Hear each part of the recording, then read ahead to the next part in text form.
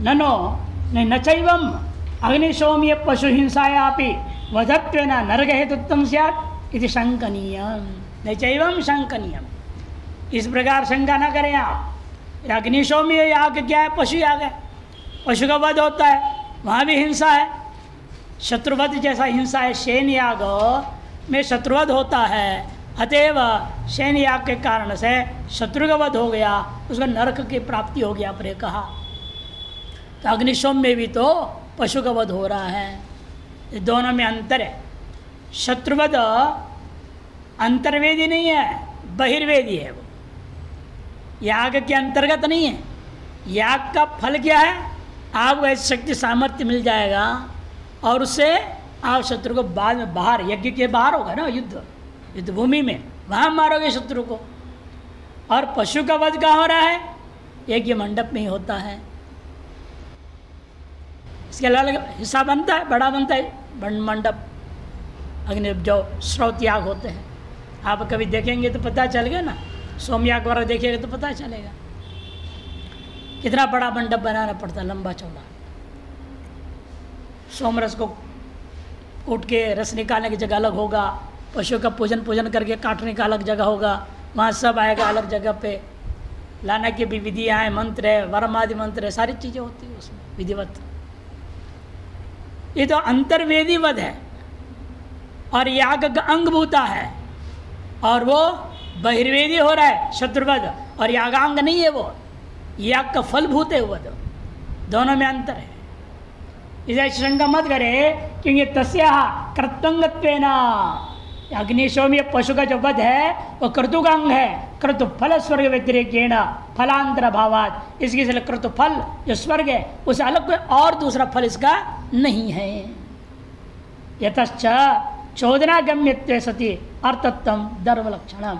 समाप्त है शास्त्रार्थ। जिसलिए यह बात सिद्ध हो गया, चोदनागम्यत्व सति अर्थत्वम धर्म लक्षणम। अतएव गम्य धर्म में विधिवाक्यमेव प्रमाणम। गम्य जिस प्रकार से गम्य जो धर्म में ज्ञान का विषयभूता है, तार से ज्ञेयभूता धर्म में विधि वाक्य ही प्रमाण हो गया। अतः लक्षण और प्रमाण दोनों सिद्ध हो गए।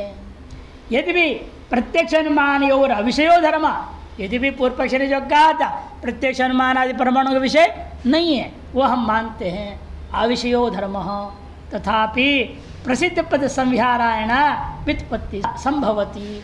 प्रसिद्ध पद का संविहार से व्युत्पत्ति करना संभव है, शब्दार्थ ज्ञान होना संभव है। तस्मात् लक्षण प्रमाणाभ्याम उपेतो धर्म, लक्षण और प्रमाण उन दोनों से युक्त धर्म है, ये सिद्ध हो गया। प्रसिद्ध पद का संविहार से व्युत्पत्ति कैसे होती है? दृष्टांत क्या है? मधुकर मधु पिबती, मधुकर जो है मधु को पीता है। या मधुकर शब्द का अर्थ क्या है? हम देखें अन्य शब्दों से प्रसिद्ध पद कौन है यहाँ? मधु और पिबती। उन दोनों के आधार पर मधु शब्द का अर्थ लेंगे भंवरा, जो शहद को पीता है। मधुमक्खी, वो मधुकर शब्द का अर्थ हो जाएगा। प्रसिद्ध पद का सन्निधि से अप्रसिद्ध शब्द का अर्थ ज्ञान हम कर लेते हैं। सर यहाँ पर भी धर्म शब्द का ज्ञान कैसे हो गया? ये दश परमासाभ्याम स्वर्ग काम है, ये तो इस प्रसिद्ध शब्दों से ज्ञान हो जाता है, इनसे धर्म होता है। अश्विनेव अधिकरणे गुरुमतम माहा, इसी अधिकरण को लेकर के गुरुमत बताने जा रहे हैं। यद्वा जिज्ञास्य वेदार्थ किम मंत्राद्यवबोधितः सिद्धार्थप्यथ विद्येक गम्य कार्यार्थ एव वा। सिद्धेपि पुत्र जन्मादौ व्युत्पत्तेरुपपत्तितः मंत्रादिगम्य सिद्धस्य वेदार्थत्वेपि काक्षति। हर्ष हेतु बहुत्वेन व्युत्पत्ति पुत्र जन्मनि दुर्लभा सुलभा कार्ये वेदार्थो तस्य एव हि। यद्वा जिज्ञास्य जो वेदार्थ जो धर्म है वह किम मंत्रादि के द्वारा बोधित सिद्ध पदार्थ है, अथवा विधि के एकमात्र गम्य कार्य रूप है। क्या मानना चाहिए? पूर्व पक्षी कहता है सिद्धे भी पुत्र जन्माद व्युत्पत्ति उपपत्तिता, सिद्ध वस्तुओं को भी लेकर के शब्द की उत्पत्ति हो जाती है। वार्ताहर ने आया और जो है दिखाया, जिसके बच्चा हुआ था उसके बाप को, गांव में कई बच्चा पैदा हुआ, वहाँ बच्चा जब पैदा होता है पति को मैंने पिता को सूचना कैसे देंगे, वो कपड़ा लेते हैं, सफ़ेद यानी पीले कपड़ा होगा, पीले कपड़े पर लाल जो है कुमकुम लगा करके बच्चे के पैर लगा दिया है, चिन्हित किया, तो समझना चाहिए लड़की हुई है। और सफ़ेद कपड़ा है उस पर हल्दी लगा करके अंकित कर दिया, समझने लड़का है। ये पहले के ज़माने की प्रक्रिया थी। आजकल तो मोबाइल में सीधा फोटो ही डाल देंगे, बात अलग है नहीं। और जो संदेश ला रहा है उसका नाम वार्ताहर है, संदेश वाहक। वो कपड़ा ला के दिखाता है और पिता उसको देख करके एकदम खुश हो जाता है, पुत्र पैदा हो गया है। और लड़की पैदा चला, ठीक है कोई बात नहीं। ये जमाना थी, आज भी वही है, बल्कि आज भी लगभग वही हाल है। तो इसीलिए है कि जो ये जो उसका मुख मालिन्य और मुख हर्ष कि ज्ञापन हुआ कि नहीं, मुख हर्ष दे करके पुत्रोत्पत्ति, मुख में मालिन्य को दे करके कन्यात्पत्ति। जैसे जान लिया जाता है सिद्ध वस्तु, सिद्ध वस्तु है ना, पुत्र है, पैदा है, पुत्र पैदा हुई है, क्या सिद्ध वस्तु है, वैसे ज्ञान हुआ कि नहीं हुआ। वैसे धर्म भी एक सिद्ध वस्तु है, ऐसे इससे भी ज्ञान हो जाएंगे इन चीज़ों से वैदिक विधि के द्वारा। ऐसे थे पूर्व पक्षी कहें मंत्रादिगम्य सिद्धस्य वेदार्थत्यपि का क्षति। मंत्रादिगम्य जो सिद्ध वस्तु है उसको वेदार्थ धर्म मान लें तो क्या क्षति है बताओ, ऐसे पूर्व पक्षी का सिद्धांत कहते नहीं है। कोई जरूरी नहीं है हर्ष का हेतु पुत्रोत्पत्ति ही हो, ये पुत्री भी नहीं, न पुत्र न पुत्री, नपुंसक भी नहीं। वार्ताहर लाया, कपड़े में जो दिखाया, क्या दिखाया क्या पता है भाई, कपड़े में सोना चांदी लाया होगा, उसको भी देखकर खुश हो जाए ना, जाए तो बहुत बढ़िया चीज़ ले आया, खुश हो जाएगा आदमी। इसलिए हर्ष के निमित्त अनेक है। वस्त्र को देख करके वस्त्र जो पुत्र से या पुत्री के पद चिन्हों से अंकित ही होना कोई जरूरी नहीं। हर्ष हेतु बहुत्वेन व्युत्पत्ति पुत्र जन्मनि दुर्लभा। पुत्र के जन्म के कारण से हर्ष हुआ है यह कहना कठिन है, किंतु सुलभा क्या है, सुलभा कार्य वेदार्थ। वेदार्थ में जो है कार्य स्वीकार करने में ज्यादा लाघव है, स एव ही इति। अथा तो धर्म जिज्ञासा इत्यत्र अथ शब्देन कृष्ण वेदाध्ययन आनंतर्यम उच्यते। पहले सूत्र बता रहे, अथा तो धर्म जिज्ञासा में मामला क्या था, उसके आधार इस विषय के ऊपर चर्चा होगी। अथा का अर्थ वहाँ क्या है, संपूर्ण वेदाध्ययन के अनंतर अतः, अथा के बाद अतः है, अतः का क्या अर्थ है, अतः शब्देन कृष्ण से वेदस्य विवक्षितार्थत्व हेतु क्रियते। विवक्षितार्थ का निर्णय पर्यंत आपको चर्चा करनी चाहिए, हेतु बनाया उसको। उक्त शब्द द्वयानुसारेण, उक्त शब्द बने अथ और अतः, इन दोनों के अनुसारेण धर्म शब्दोपि कृष्ण वेदार्थम आचष्टे। धर्म शब्द भी संपूर्ण वेदार्थ को कथन करता है। ततः सूत्रे वेदार्थ जिज्ञासी प्रतिज्ञा कृता। इस सूत्र में यही तात्पर्य है, अथा तो धर्म जिज्ञासा माने वेदार्थ जिज्ञासा किया गया है। वेद का वास्तविक तात्पर्य धर्म में है, इसकी जिज्ञासा किया गया। वेदार्थ प्रतिज्ञा करता। अत्र संशय, वह वेदार्थ क्या है, धर्म क्या है। मंत्रार्थवाद प्रतीत सिद्धार्थ भी वेदार्थो भवति किं वा यदि वाक्य प्रतीत कार्यार्थम एव वेदार्थ इति। कार्यार्थ एव वेदार्थ। यहाँ संशय हो रहा है, मंत्र भाग, अर्थवाद भाग आदि के द्वारा जो सिद्ध पदार्थों का बोध होता है उसी को वेदार्थ माननी चाहिए, या विधि वाक्य से प्रतीत होने वाला कर्तव्यता प्रवर्तना कार्य नाम से जो कहा जाए वही वेदार्थ मानी जाए। तत्र लोकावगत सामर्थ्य शब्दों वेदे बोधक इति न्यायेन। न्याय क्या है? लोक में जिस प्रकार के अर्थ का किसी भी शब्द के अर्थ को निश्चय कर लेते हैं वही प्रक्रिया आपको वेद में भी लागू करना चाहिए। वहाँ का नया प्रक्रिया नहीं है। लोके लोकावगत जो सामर्थ्य शब्द वेदे भी बोधको, लोक से अवगत जो सामर्थ्य जो शब्द में है वह शब्द वेद में भी वही अर्थ का बोध कराने में सामर्थ्य रखता है। इस न्याय से व्युत्पत्ति अनुसार ही वेदार्थो वर्णनीय हो। से व्युत्पत्ति के अनुसार वेदार्थ ज्ञान होनी चाहिए। और व्युत्पत्ति में शक्ति ग्रह, शक्ति ग्रह कैसे होता है? 8 प्रकार से शक्ति ग्रह होता है। व्याकरण से, काव्य से, कोश से, न प्रसिद्ध प्रसन्नित व्यवहारतः, दृष्टांत है ना, मध्यम व्यवहार, मध्यम वृद्ध है और एक वृद्ध है और नीचे बालक है, 3 लोग हैं।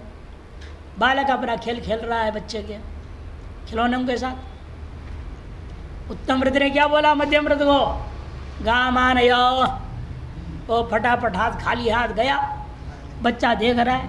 इन्होंने गामानय बोला और वो खाली हाथ चला गया। क्या गामानय करते ही है खाली हाथ जाना? वो सोचते रहते। इतने में वो जो मध्यम वृद्ध पिता है गौ को लेकर आए। तो सोचता अच्छा गाम आने का मतलब खाली हाथ जा करके गौ को लाना। बच्चा है, सीधा है और ये अर्थ समझेगा। फिर कह दिया इसमें गाम और आने का अलग अलग अर्थ कैसे प्रतीत होगा इस क्रिया से? तो वो उत्तम वृत्त क्या कहेगा? गाम बधाना, गौ को बांध दो। वो ले जाकर खूंटी में बांध देता है। बच्चा देखो मैंने बधाना मने बांधना, आने मने लाना, और ये जो पिंड है ये गाय है। सभी शब्दार्थ प्रतीति व्यवहार से ग्रहण कर लेता है बच्चा देख देख के। इसे कहा जाता है देख के पहला सुन के जाना जाता है। पहला बच्चा क्या करता है? सुन के सीखता है, फिर देख के सीखता है, फिर करके सीखता है। और बहुत लोग पढ़ के सीखते हैं, करना कुछ जानते नहीं है। केवल पढ़ के सीखने वालों की दुर्गति है, वो कुछ नहीं कर सकते। इसलिए अच्छा यह है आप देख के, सुन के, पढ़ के, करके सीखें और परिपक्व हो जाता है। इसलिए स्कूल कॉलेज में क्या आजकल बोलते हैं इसको? प्रयोगशाला होती है, प्रैक्टिकल बोलते हैं। अनुभव करो, स्वयं करके देखो, वो पक्का बिठा देता है सारे चीज़ से। सुन के सीखा वो भूल जाएंगे आप, जैसे यहाँ सब भूल जाते पढ़ करके। देख के सीखा भी भूल जाएंगे। देखा, सीख लिया, बना लिया, बना लेंगे स्वयं, तब सोचने लगेंगे पहले क्या डाला था, बाद में क्या डाला था, कैसे किया था। कई बातें देखा हुआ भूल जाएंगे आप। सुन के सीखा हुआ, देख के सीखा हुआ, पढ़ के सीखा हुआ भी भूला जाएगा। लेकिन जब करके सीख लिया और अमिट छाप हो जाता है। इसे प्रक्रिया है। व्यवहार तो इसलिए महत्व दिया व्यवहार के लिए, करके वो देखा, सीखा, समझा, वो व्युत्पत्ति होती है। 8 प्रकार के शक्ति ग्रह में अलग अलग शक्ति ग्रह है। व्युत्पत्तिश्च सिद्धार्थ्यप्यस्ति, और व्युत्पत्ति सिद्ध वस्तुओं में भी होता है। जैसे पुत्र स्थित जाति थी वार्ताहारेण, जो है वार्ताहार व्यवहारजन्यम श्रोतुर हर्षम अनुमाय बालो हर्ष हेतु तो पुत्र जन्मनि संगतिम प्रतिपद्यते। पुत्रस्ते जात ते वार्ताहार का व्यवहार से जन्य क्या देखा उसने? अपने पिता के चेहरे पर, श्रोता के चेहरे में हर्षम अनुमाय, प्रसन्नता होता हुआ देखा उसने। उसे अनुमान कर लेगा बालः हर्ष हेतु तो पुत्र जन्मनि संगतिम प्रतिपद्यते, हर्ष का कारणीभूता पुत्र के जन्म में उस वार्ताहार के शब्द व्यवहार का संगति बिठा लेता है।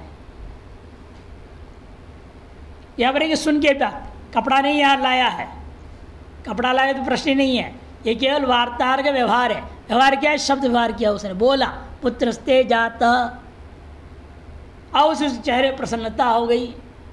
ये दोनों बात देख करके पुत्र जात शब्द का अर्थ ग्रहण बच्चा कर लेता है।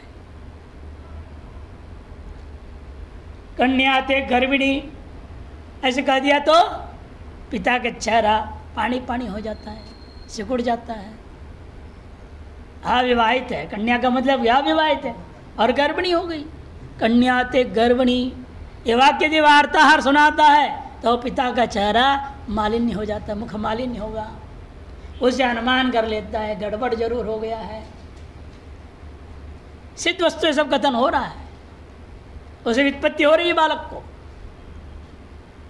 ततो मंत्रार्थवाद प्रतीत्य प्रतीतोपि अर्थ वेदार्थ व, इसलिए मंत्रार्थवाद से प्रतीत जो सिद्ध पदार्थ है उसको भी वेदार्थ मानना चाहिए। इति प्राप्त है ब्रूमः, कहते नहीं पुत्र जन्म वद हर्ष हेतु नाम धनलाभादि नाम बहुत्वाद। पुत्र जन्म ही हर्ष का कारण हो यह कोई जरूरी नहीं है। पुत्र जन्म के समान हर्ष के कारण तो धन लाभ आदि बहुत सारे हैं। एक आदमी पत्नी से रोज रोज झगड़ा हो रहा था, किसने खबर दिया आपकी पत्नी मायके चली गई। आदमी खुश होगा कि नहीं होगा? बहुत खुश हो जाएगा, अच्छा हो गया चली गई। 4 दिन से दिमाग चाट रही थी, खराब कर गई तो अच्छा हुआ। हर्ष के कारण अनेक हो सकते हैं, कोई जरूरी है क्या धन लाभ हो पुत्र जन्म हो यही हो? अनेकों कारण है। ये धन लाभ आदि नाम बहुत्वाद अस्य वाक्यस्य पुत्र जन्म ही वर्तयति निर्णयो दुर्लभ। इस वाक्य का अर्थ पुत्र जन्म ही है, यह निर्णय करना दुर्लभ है। गामानिति वाक्येषु गवानयनम गवानयन रूपाम मध्यम वृत्ति प्रवृत्तिम अवलोक्य संगति ग्रहणम सुलभम। गामा ने दृष्टांत लिया, या क्रिया करके है ना व्यक्ति व्यवहार कर रहा है, वहां से क्या होता है जो जाना जाएगा वो पक्का होगा, वो सुलभ है। और किस में हो रहा है?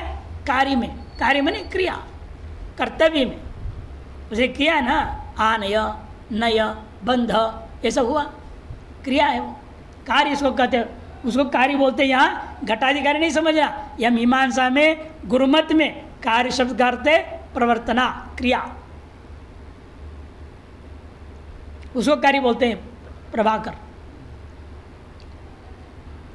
गामन इत्यादि वाक्य तो गाम आने रूपाम जो मध्यम वृत्ति का प्रवृत्ति है उसको अवलोक्य, उसको देख के वह बच्चा जो है संगति ग्रहणम सुलभम, संगति ग्रहण अनायास कर लेता है। तस्मात् कार्य रूप एवं वेदार्थ एताश क्रिया जो व्यापार है व्यवहार है बाह्य हो रहा है वो क्रिया उसी में ही, इस वेद का अर्थ को रूढ़ समझना चाहिए। इस प्रकार से प्राभाकर मत में कार्य रूप में ही धर्म को मान लिया। अब आरंभ होता है तृतीय अधिकरण। इससे पहले भट्ट मत के अनुसार जाएंगे। निमित्त परीक्षाधिकरणम, निमित्त परीक्षाधिकरण कहते अथवा प्रमाणाधिकरण भी कहा जाता है। प्रमाणाधिकरण भट्ट मते नारय चेती, ये तीन ही है। तीन ही अधिकरण दोनों मत में दिखा रहे हैं। इससे आगे के अधिकरणों में दोनों मत लेंगे नहीं, केवल कुमार भट्ट के मत से जाएंगे। कहीं कहीं जहाँ विशेष होगा तो बता देंगे। ये तीनों अधिकरण में दोनों मत दिखा दिया। धर्मस्य ज्ञापकम मानम यदुक्तम चोदनात्मकम एतत् किन्न परीक्षं स्यात् किं वा सम्यक् परीक्ष्यताम् मानोपदेशान्मेयस्य सिद्धत्ता किं परीक्षया मैवं विचारशास्त्रेऽस्मिन् परीक्षोपेक्षते कुतः इति। ये कुमार भट्ट का मत है। स्पष्टो अर्थ, इतना इसकी व्याख्या भी नहीं कर रहे, स्पष्टो अर्थ। कुमार भट्ट के श्लोक अत्यंत स्पष्ट है मतो। कहते देखो धर्मस्य ज्ञापकम मानम यदुक्तम, धर्म का ज्ञापक प्रमाण क्या कहा है आपने? विधि वाक्य। कुमार भट्ट ने कहा विधि वाक्य, उन्होंने कहा कार्य। जो विधि वाक्य धर्मस्य ज्ञापकम मानवेदुक्तम, क्या कहा गया था? चोदनात्मकम, माने विधि वाक्यम। एतत् किम न परीक्षम स्यात् किम वा सम्यक परीक्षदाम। इस पर भी परीक्षा करनी चाहिए कि नहीं? प्रमाण को, प्रमाण की प्रामाणिकता जांचनी चाहिए कि नहीं? ये प्रमाण है, ठीक है मान लो, ऐसा थोड़े होगा। क्या पता प्रमाण ठगाई हो रहा हो। प्रमाण भी ठग देता है। हम लोग प्रमाण समझेंगे जिसको भाई हमको ठग रहा, तो क्या करोगे? लोकवार में देखने को मिलता है। इसीलिए प्रमाण का परीक्षण होना चाहिए। पूर्व पक्ष की क्या जरूरत है? हमारे यहाँ तो वेद विधि है, स्वतः प्रमाण है, परीक्षा करने की कोई जरूरत नहीं। मैवम कहते हैं मानोपदेशात मेयस्य, मेय का मान से उपदेश हो जाने के कारण से वो सिद्ध है। किम परीक्षा, परीक्षा करने की क्या जरूरत है? सिद्धांत मैवा, मैं समझ कहो विचार शास्त्रेस्मिन्, यह विचार शास्त्र जीवनी मीमांसा दर्शन, इसमें परीक्षा उपेक्षते कुतः, या परीक्षा की उपेक्षा कैसे हो सकती है? जब विचार करने बैठे हैं प्रमाण की प्रामाणिकता पर हमें विचार करना अवश्य चाहिए। हाँ, परीक्षा करनी चाहिए, परीक्षण करो ये प्रामाणिक ठीक है या नहीं, प्रामाणिक है या नहीं। नमः प्रामाण्यवादाय मत कवित्वपहारिणे। नैयायिक लोग कहते सबसे कठिन प्रामाण्यवाद है। उपाधिस्तु महाव्याधि पक्षता प्राणघातिनी, नमः प्रामाण्यवादाय मत कवित्वपहारिणे। नैयायिकों में सामान्य कथन। उपाधि महाव्याधि है, रोग के बड़ा खतरनाक रोग है उपाधि। जहाँ देखो उपाधि दे देता है, सब अनुमान खंडन कर देता है। उपाधि तो महाव्याधि और पक्षता प्राणघाती। पक्षता वो भी कठिन है, उपाधि से भी ज़्यादा कठिन। पक्षता तय करना कठिन हो गया, और पक्षता तय कर भी ले आप, उस अनुमान प्रमाण कोई भी प्रमाण को प्रमाण कैसे मानेंगे? नमः प्रामाण्यवादाय, प्रामाण्यवाद, प्रमाण कहते प्रामाण्यता, ये तो संबंधी बात जो है सबके बुद्धि को भी दिवाला कर देने वाला है। कवित्व अपहारिणी, ये कहा गया। जब प्रामाण्यवाद पर विचार अत्यंत आवश्यक है, और मीमांसा दर्शन में इसको विचार शास्त्र मान ही लिए हैं, हम इसे बच कैसे सकते हैं? विचार के कोटि के अंतर्गत यह भी एक हिस्सा है। परीक्षा उपेक्षते कुतः, अस्मिन्नेव अधिकरणे गुरुमतम्माह आदौ परीक्षो वेदार्थस चोदना मानताथवा वेदार्थस्य प्रधानत्वात् प्रथमं तत्परीक्षणं चोदना मानतैवात्र प्रथमं साध्यतांगता अनपेक्षतया तस्य यतो मुख्यत्वमाश्रितम्। आदौ परीक्षो वेदार्थ चोदना मानता अथवा, पहले वेदार्थ धर्म की सीधे परीक्षा करें हम, या धर्म की परीक्षा न करो किंतु धर्म का प्रतिपादन करने वाला विधि वाक्य की परीक्षा करें। ये विधि वाक्य कहाँ तक ठीक है? अपूर्व कथन कर रहा है कि नहीं कर रहा है? वो परीक्षण करके देखो। अपूर्व कथन करेगा तो विधि, अपूर्व न कथन करे तो अनुवाद है, बेकार है। इसलिए अपूर्व कथन करने वाले को ही हम विधि मानते, प्रमाण मानते हैं। इसे हर एक विधि वाक्य जो कोई भी कहता है विधि वाक्य है, तो परीक्षा करो उसको, देखो क्या अपूर्व कथन करता है या नहीं करता है। कुमार भट्ट ने क्या कहा? विधि अत्यंतम अप्राप्त नियम पाक्षिके सती तत्र च अन्यत्र च प्राप्त परिसंख्येति गीयते। अत्यंत प्राप्त का कथन करना ही अपूर्व कथन करना, वही उसको विधि हम मानते हैं, उसको प्रमाण मानेंगे। इसे पहले हमें क्या करना चाहिए? उसी पर विचार करना चाहिए। आदो परीक्ष वेदार्थ चोदना मानतात्वा, अतः विधि के प्रमाण को मानना चाहिए, परीक्षण करनी चाहिए। पूर्व पक्षी कहेगा वेदार्थ से प्रधानत्वात्, धर्म ही प्रधान है ना, वेदार्थ धर्म ही प्रधान है, उसकी परीक्षा करो। प्रथम तत्परीक्षणम,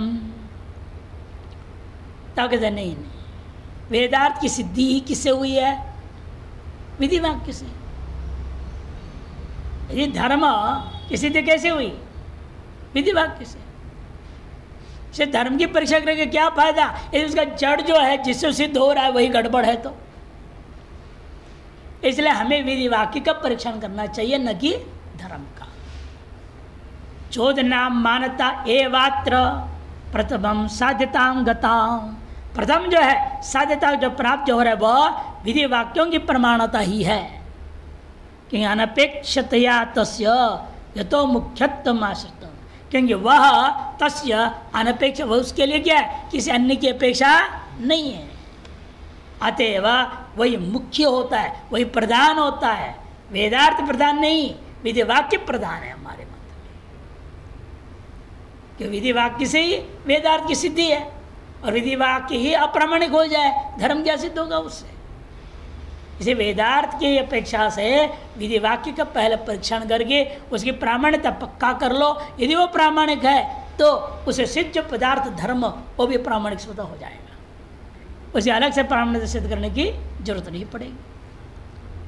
द्वितीय अध्याय आद्य कर भेद से शेषित्वादि रूपो वेदार्थ सूत्रकारेण परीक्षिष्यते। द्वितीय अध्याय आदि के द्वारा कर्मभेद शेषी आदि, द्वितीय अध्याय में क्या है? कर्मभेद, तृतीय अध्याय में शेषी, चौथा प्रयुक्ति इत्यादि रूपा वेदार्थ की जो है सूत्रकार जैमिनी के द्वारा परीक्षा किया जाएगा। चोदना प्रामाण्य से तो प्रथमे अध्याय परीक्षा, इसलिए आगे के अध्याय के पदार्थों को आगे परीक्षण किया जाएगा, लेकिन पहले मुझे इस प्रथम अध्याय में विधि वाक्य के प्रामाण्य का ही परीक्षा करना है। तदेतद अयुक्तम, लेकिन पूर्व पक्षी कहेगा कोई जरूरत नहीं, हम तो वेद को स्वतः प्रमाण मानते, उसकी प्रामाण्यता क्या परीक्षण करना है? स्वतः प्रमाण की परीक्षा होगी क्या? कोई जरूरत नहीं है, ऐसा पूर्व पक्षी कहेगा। वही करे तदेतद अयुक्तम कुतः वेदार्थ से प्रधानत्वेन आदौ परीक्षणीयता, वेदार्थ जो धर्म है वही प्रधान है, वेद वाक्य प्रमाण नहीं है। धर्म प्रमाण है वह मुख्य है, वही प्रधान है, उसकी परीक्षा सीधे करो। प्रधान भूत वही वेदार्थ, प्रधान भूत जो है वही वेदार्थ है, वह धर्म है, उसकी परीक्षण करो। पुरुषार्थत्वेन अनुष्ठित्वाच्च, और पुरुषार्थ होने के नाते धर्म ही हमारा अनुष्ठेय है, वाक्य थोड़ी अनुष्ठेय, वाक्य तो सुनने का समझने की मामला है, वो अनुष्ठेय पदार्थ तो है नहीं उसमें। इसीलिए प्रमाणन तो तद बोधनाय प्रवृत्तम, प्रमाण तो उसको बोध कराने के लिए प्रवृत्त हुआ है, उसे पीछे है। पहला धर्म है, उसको बोध कराने वाला बाद में आएगा, इसलिए प्रमाण तो बाद में, उसके परीक्षण करने की क्या जरूरत है? तत्तद शेषतया प्रधानमिति प्राप्ते ब्रूमः, तत्तशेषतया माने तत्तद जो है धर्म के शेष रूपेण विधि वाक्य भी प्रमाण हो ही जाएंगे, इति प्राप्ते ब्रूमः। अस्तु अनुष्ठानोपाधो वेदार्थ प्रमाणयोः प्रधान उपसर्जन भाव, अनुष्ठान रूपी धरातल पे विचार करके देखें, वेदार्थ प्रधान होगा, प्रमाण उपसर्जन होगा, गौण होगा, ये हम मानते हैं। अनुष्ठान काल में वेदार्थ धर्म प्रधान, यागादिरेव धर्म, यागादि प्रधान होता है, वाक्यों से क्या लेना देना? प्रमाण वाक्यों से। अनुष्ठान के काल में हमें क्या है? यागादि धर्म प्रधान है, वाक्य जो विधि वाक्य है वो प्रमाण नहीं है, वो गौण है। लेकिन प्रमाण प्रमेय भाव उपाधौ, प्रमाण और प्रमेय रूपी विचार के धरातल पर विचार करेंगे तो कौन प्रधान होगा? प्रमाण प्रधान होगा, प्रमेय गौण हो जाएगा। अरे शास्त्र क्या करता है? यह अनुष्ठान थोड़ा होगा शास्त्र में, शास्त्र तो केवल प्रमाण प्रमेय का विचार करता है, ये विचार को लेकर के आप बाद में अनुष्ठान करेंगे। इस अनुष्ठान काल में यागादि जो धर्म वो प्रधान हो जाता है, शास्त्र गौण हो जाता है। लेकिन विचार काल में, जब प्रमाण प्रमेय के विचार काल में प्रमाण प्रधान है और प्रमेय गौण हो जाता है, उल्टा हो जाता है। वही कहते हैं प्रमाण प्रमेय भाव की उपाधि में तो प्रमाण से मुख्यत्व बने प्रधानत्व। क्यों? प्रमाण जो है प्रमेय की अपेक्षा नहीं करता, निरपेक्षत्वात्। नहीं स्वतः प्रामाण्यस्य प्रामाण्यवादी नाम स्वतः प्रामाण्यवादी नाम मते सापेक्षता प्रामाण्य अस्ति, कि स्वतः प्रामाण्यवादी के मत में प्रमाण की भी सापेक्षता नहीं हुआ करती है। प्रमेयन तो सापेक्षम, और प्रमेय तो सदा सापेक्ष होता है। मानाधीना में सिद्धिरुक्तता, इसलिए पहले कह दिया गया था मानाधीना में सिद्धि। सब मान प्रधान है प्रमाण से, प्रमाणाधीन है ना, ये तो मानाधीना प्रमाणाधीन है, प्रमाण सापेक्ष हो गया प्रमेय। और प्रमाण को प्रमेय की जरूरत नहीं। मेयाधीना प्रमाणम कहा है क्या? नहीं कहा, प्रमाण स्वतंत्र है। इन प्रमेय प्रमाणाधीन है। लोक व्यवहार में भी आप देख लीजिए, प्रमाण क्या है? चक्षुरादि इंद्रियां प्रमाण है। इंद्रिय में प्रमाण में ना, प्रत्यक्ष में इंद्रियां प्रमाण है, और इनको घटादि के अधीन नहीं है ये, लेकिन घटादि का प्रत्यक्ष इंद्रियाधीन है। इंद्रिय निरपेक्ष घट नहीं है, घट निरपेक्ष इंद्रिय होता है लोक व्यवहार में भी। तद्वत यहाँ पर भी समझना। तदेतद मुख्यत्व आश्रित्य सूत्रकार प्रमाण परीक्षा आदो चकार इति युज्यते। यह मुख्यत्व जो ध्यान में रखते हुए सूत्रकार जिमनी ने प्रमाण की परीक्षा को सबसे पहला करना उचित समझ करके किए हैं, अतः ऐसा उनका करना उचित भी है। अतः प्राधान्य आश्रित्य धर्म विचार एवं आदो कस्मात् न कृत। अतः एक और बात है, प्राधान्य को आश्रय करते हुए धर्म विचार को पहला क्यों न किया जाए? अपरीक्षितेन प्रमाणेन धर्मस्य असिद्धो तद विचार से आश्रय सिद्ध है। जिस जब तक जो है अपरीक्षितेन प्रमाणेन, जब प्रमाण परीक्षित न किया गया और उसके द्वारा जब धर्म ही सिद्ध नहीं होगा, धर्म को सिद्ध कौन करेगा? प्रमाण सिद्ध करेगा। प्रमाण ही गड़बड़ है तो फिर उससे धर्म कैसे सिद्ध होगा?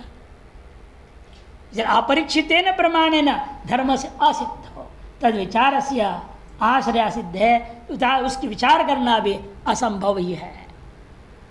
तदेव अधिकरण त्रय अब समाप्त हो गया।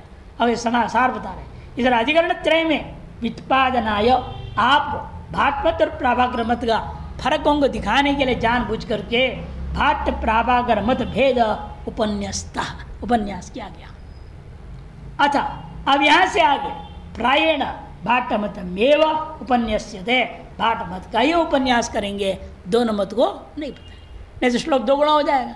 अभी आप देख रहे एक अधिकरण में कहीं 3 कहीं 4 श्लोक बोलना पड़ा है। अब 2 श्लोक से काम, पहले क्या बोले थे? 1 श्लोक 2 श्लोक से काम चलाऊंगा, या तो 4 पढ़ा दिया आप। भाट मत में 4, कुमार इसके मत में 4, तो कहीं हो रहे, इस बहुत संख्या बढ़ जाता। इसलिए हम आपका नमूना बता दिए, 3 अधिकरण में दिखा दिया। एक भटका मत है, ये यहाँ पर जो है प्रभाकर का मत है, दोनों में कैसा फर्क है वो समझा दिया है।